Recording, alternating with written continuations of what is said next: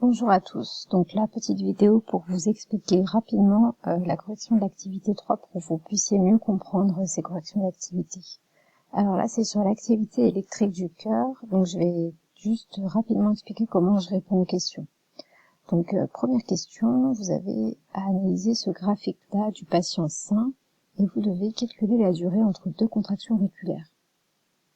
Donc mes contractions auriculaires elles sont représentées par ces pics bleus et mes contractions ventriculaires par les pics rouges. Et donc je vais calculer en fait la durée qu'il y a entre deux débuts de contraction. Donc toujours penser qu'un cycle, ça comprend le moment quand vous allez, vous devez revenir exactement au même niveau que ce que vous étiez au début du cycle. Donc là, ma contraction, je vais choisir de me placer là, au début de la contraction, donc je vais mesurer entre le début de la première contraction et le début de la deuxième contraction. Ma première contraction, elle se produit à 0,1 seconde, la deuxième à 1,1 seconde, et donc en fait je vais mesurer entre les deux, ça me fait 1,1 moins 0,1 égale 1 seconde. Et si je fais pareil avec le ventricule, ma première contraction elle commence à 0,35 secondes, alors que ma deuxième contraction elle commence à 1,35 secondes, et donc 1,35 moins 0,35 ça fait aussi 1 seconde. Ensuite, question 2, je dois calculer du coup la fréquence de contraction des oreillettes puis des ventricules, et donc la fréquence cardiaque. Pour rappel, vous devez connaître cette définition. La fréquence cardiaque, c'est égal à 60 divisé par la durée d'un cycle cardiaque. Donc là, pour les contractions des oreillettes, ça va être divisé par la durée qui sépare deux contractions des oreillettes, et ça va être égal à 60 divisé par 1, soit 60 CPM. Et pour les ventricules, je vais trouver exactement pareil, 60 CPM. CPM, contraction par minute, que vous pouvez aussi mettre, quand on parle du cœur, on peut mettre aussi BPM pour battement par minute. Donc on se rend compte que les fréquences de contraction des oreillettes et des ventricules sont les mêmes. Ensuite, vous devez expliquer la phrase « La contraction des oreillettes et celle des ventricules ne sont pas simultanées mais synchronisées ». Donc effectivement, je me rends compte que mes oreillettes, elles se contractent pas en même temps que mes ventricules puisque j'ai des pics qui sont différents. Par contre, je me rends compte qu'elles se contractent à une même fréquence. J'ai exactement 60 CPM autant pour la fréquence de contraction des oreillettes que des ventricules. Donc on peut considérer que la contraction des oreillettes et des ventricules, elle se produit à des moments différents, donc c'est pas simultané, mais par contre ça se produit à la même fréquence, donc on dit que c'est synchronisé.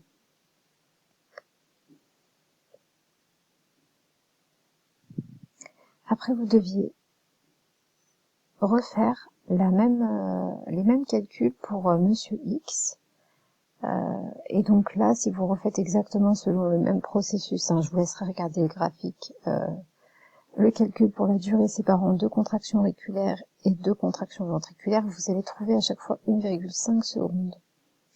Et donc, si on recalcule la fréquence de contraction pour les oreillettes et les ventricules, ça me fait 60 divisé par 1,5 et je tombe à 40 CPM.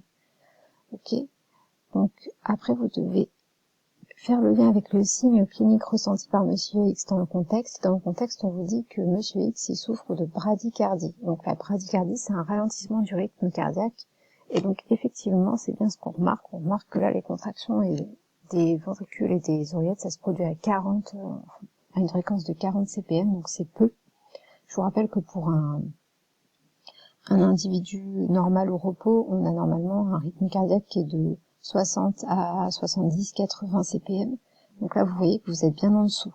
Donc, à part des sportifs très entraînés qui au repos peuvent tomber à 40 CPM, là, pour Monsieur X, qui habituellement ne doit pas être à ça, il est en bradycardie, donc c'est pour ça qu'il se sent pas très bien. Donc après, si on s'intéresse plus à l'histologie cardiaque, en fait, là, le but, c'est de se rendre compte que dans votre cœur, vous avez deux types de cellules, donc on y reviendra dans le cours. Vous avez des cellules qui vont être là, qui vont être les cellules A, les cellules musculaires, qui permettent la contraction du cœur. Et vous allez avoir d'autres cellules disséminées un peu dans le cœur à différents endroits, qui seront les cellules B, et qui, elles, sont des structures complètement différentes. Elles sont pas là pour contracter, enfin, elles sont pas responsables en elles-mêmes de la contraction, elles se contractent pas. Par contre, elles sont capables d'exciter en fait les autres cellules, les cellules cardiaques, et c'est elles qui vont permettre en fait de cette contraction des cellules A. Donc ça, vous allez le voir. Donc vous aviez à légender à l'aide du texte le schéma là en remplissant le tableau. Donc là, vous avez juste à reporter d'après les descriptions les légendes.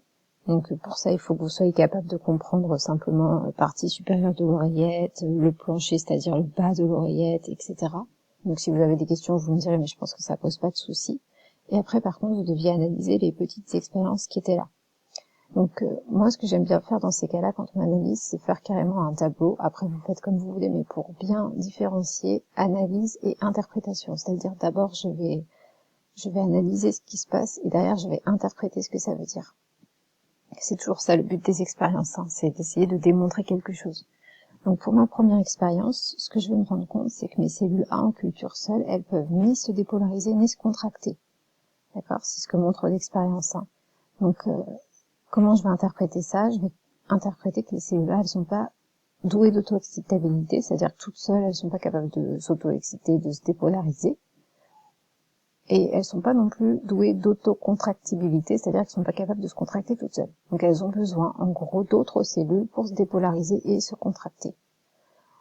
Mes cellules B en culture seules, elles sont pas capables de se contracter, mais par contre elles peuvent se dépolariser. Et donc ce que j'en déduis, c'est que mes cellules B, il y a une faute là, donc c'est B. Mes cellules B, elles sont douées, cette fois d'auto-excitabilité, elles peuvent se dépolariser toutes seules, sans la présence d'autres cellules. Par contre, elles sont pas douées d'autocontractibilité, et pas de contractibilité tout court, parce que c'est pas parce qu'elles se dépolarisent que derrière elles se contractent. Et donc ensuite, quand je mets les cellules A et B ensemble en culture, je me rends compte que ça entraîne une contraction des cellules A uniquement, et une dépolarisation par contre des deux types de cellules. Et donc ce que j'en déduis de tout ça, c'est que les cellules A, elles ont besoin de la présence des cellules B pour se dépolariser et ensuite se contracter. Et qu'en fait, c'est les cellules B qui sont, elles, capables d'auto-excitabilité, c'est-à-dire elles sont capables de se dépolariser. Et en se dépolarisant, elles vont en fait permettre la dépolarisation des cellules A, et cette dépolarisation des cellules A va entraîner leur contractibilité. Donc en gros, vous avez deux types de cellules dans le cœur. Des cellules A qui, pour répondre à votre question 8, sont plutôt allongées et on va dire striées. Elles communiquent entre elles par des jonctions, donc c'est pas forcément visible sur votre schéma là, mais on peut se rendre compte qu'à certains endroits elles sont vraiment collées, et à certains endroits on voit plus vraiment la limite entre les cellules, c'est parce qu'il y a des jonctions. Et ces jonctions, en fait, elles permettent à toutes les cellules de se transmettre la dépolarisation et donc la capacité de se contracter. Au contraire, mes cellules B, elles sont plutôt, donc là j'ai mis cubiques, on va dire qu'elles sont plutôt arrondies, cubiques, pas du tout allongées, étirées, et parce qu'en fait elles vont pas se contracter du tout.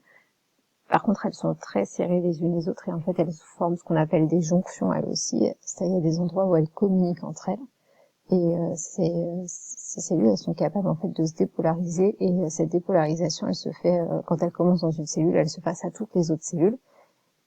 On peut même se rendre compte en fait que les cellules A et B ici, elles forment aussi des jonctions, c'est ce qui permet en fait de faire qu'une fois que mes cellules B elles se dépolarisent, la dépolarisation va atteindre les cellules A et ça va permettre leur contraction. Donc ça c'est des phénomènes qu'on rentre pas dans les détails, vous devez juste savoir ça, qu'il faut se dépolariser pour se contracter. Voilà. Donc on a répondu à la question 9 en même temps. Puis à la question 8, pardon, pour la question 9, du coup, forcément, comme vous avez des structures qui sont différentes, c'est parce que les fonctions des cellules sont différentes. La cellule B, elles ont pour rôle, en fait, de dépolariser les cellules A, parce que si vous les dépolarisez pas, vous ne pourrez pas les contracter. Par contre, ces cellules B sont pas capables de contraction.